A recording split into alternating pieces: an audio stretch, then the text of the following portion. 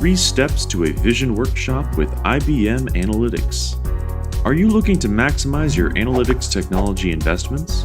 By discovering and prioritizing use cases that meet your business goals, a planning roadmap can get you and your organization there.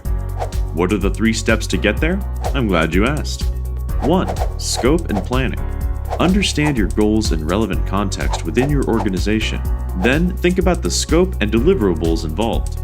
Create a point of view to confirm agreement with the executive sponsor before proceeding.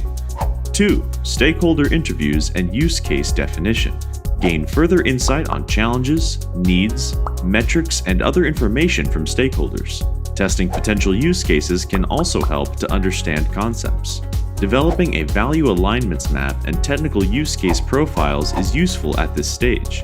Value alignment helps all parties involved to enable capabilities and understand value drivers. 3. Case prioritization and planning roadmap. Value potential and executing ability are the 2 steps to build your use case prioritization on. Detailed assessment and solutioning next steps will aid in the planning roadmap. A planning roadmap of the use cases will help to focus on the deep dive business and technical areas of concern.